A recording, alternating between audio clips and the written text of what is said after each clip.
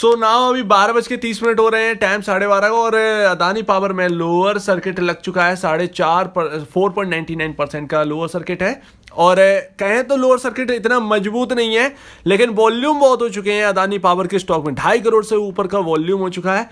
और lower circuit के level पर देखिए तो 10 लाख के आसपास के यहाँ पर जो है वॉल्यूम लगा हुआ है बेचने के लिए। तो यहाँ पे जो गिरावट दिख रही है, इससे थोड़ी सी टेंशन बन रही है। लेकिन मैं अगर आपसे कहूँ कि यहाँ पर टेंशन लेने की कोई बात नहीं है, तो क्या आप मानेंगे? जी हाँ, मानना पड़ेगा। कुछ ऐसी बातें हैं। देखिए, मैं आपको बता दूं कि अदानी पावर में तेजी आपने देखी, बहुत तेजी से हम बढ़े। 1-1.5 महीने के अंदर जो है हमने बहुत अच्छी खासी तेजी देखी, और रिजल्ट जो है अब तक के सबसे बेहतरीन रिजल्ट आए। अदानी पावर की पूरी हिस्ट्री चेंज हो गई।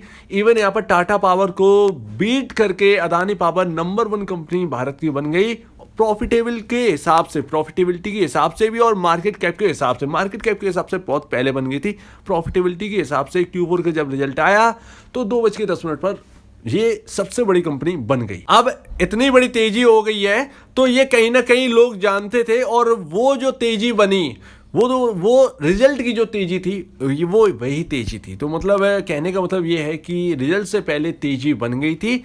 अब यहाँ पर जो है आपको थोड़ी सी प्रॉफिट बुकिंग नज़र आ रही होगी, और ये जो प्रॉफिट बुकिंग है, ये कोई प्रॉफिट बुकिंग नहीं है, ये एक अपॉर्चुनिटी है, क्योंकि रिजल्ट इतने बेहतर है। और एनालिस्ट जो है वो अभी भी यही कह रहे हैं कि अब बाई अदानी पावर, तो उनकी तरफ से तो बाइंग है, by and by and by. लेकिन मार्केट जो है वो अभी ठीक ठाक नहीं चल रहा है, और गिरते बाजार में शेयर जो है कुछ बहुत ज्यादा तेजी से गिर रहे हैं, कुछ कम तेजी से गिर रहे हैं। अदानी पावर के फंडामेंटल पूरी तरीके से चेंज हो गए हैं। बहुत ही सस्ती कंपनी बन चुकी है पावर सेक्टर में, तो इसका जो बेनिफिट है वो आपके स्टॉक पर देखने को मिलेगा। टेक्निकल चार्ट से समझेंगे कहां पर सपोर्ट है, कहां तक जा सकता है ये नीचे, और वहां सपोर्ट लेकर घूम सकता है। जरा देखिए टाटा पावर।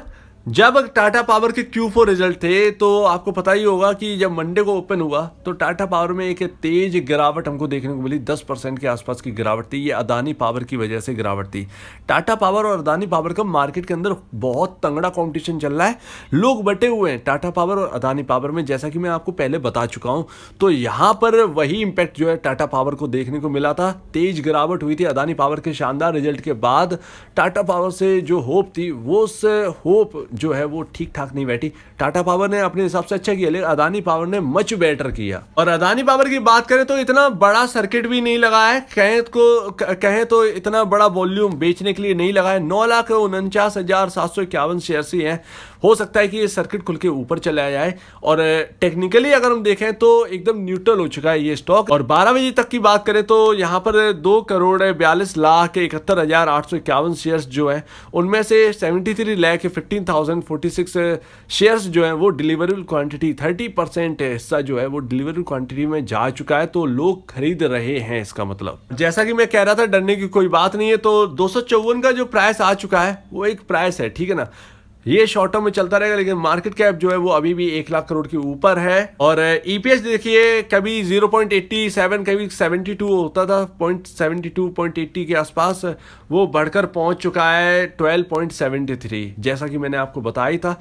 पी रेशियो और भी ज़्यादा सस्ता हो चुका है। 400 का पी रेशियो था, जो कि अब हो चुका है 21.07, क्योंकि गिरा है अभी, तो 21.07। और ये सबसे सस्ता पावर सेक्टर का स्टॉक है, ध्यान रखिएगा। और आपका जो इंडस्ट्री पी जो है वो आपका 26.01 है। उसके कंपैरिजन भी अगर आप देखें तो 21.07 पर काम कर रहा है। तो लमसम 4.97 के आसपास का डिफरेंस आपके सामने निकल के आ जाता है, या 5 के आसपास का। तो अभी भी इंडस्ट्री पी से सस्ता ही है आपका स्टॉक। कभी महंगा हुआ करता था, अब बहुत ज़्यादा सस्ता है। तो आप खुद ही सोच लीजिए कि जो गिरावट जो है आपकी जो दिख रही है स्टॉक के अंदर, वो एक अपॉर्चुनिटी ही है।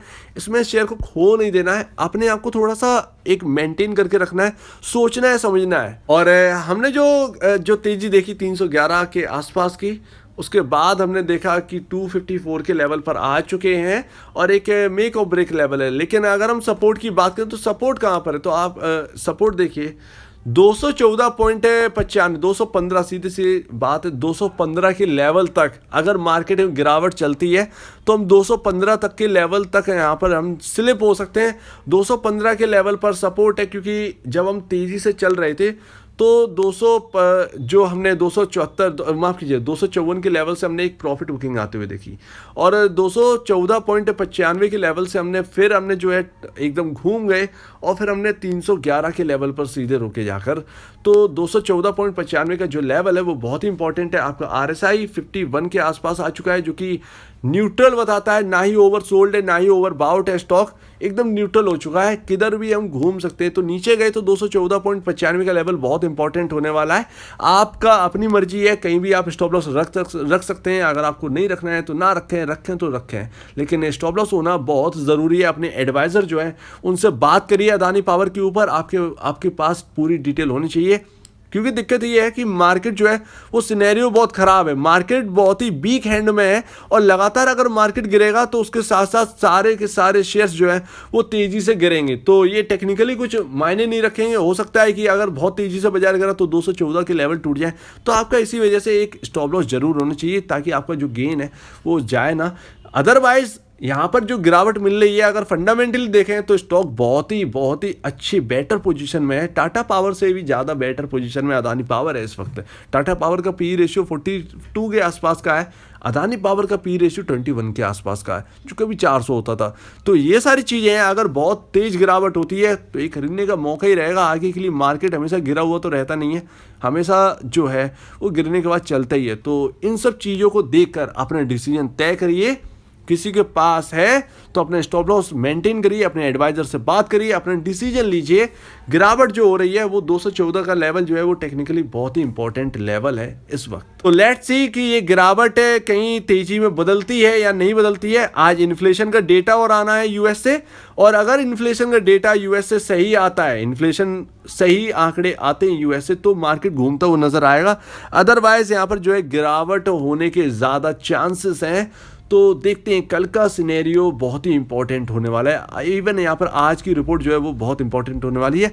कल इंडिया का इन्फ्लेशन का डेटा आने वाला है, तो ये सब रिपोर्ट जो है मार्केट को साधने में मदद करेंगी या फिर यही रिपोर्ट गिरा देंगी। तो इसके ऊपर नज़र जरूर रखिए। तो अब दीजिए मुझे ज़्यादा वीडियो देखने के लिए बहुत बहुत धन्यवाद दोस्तों।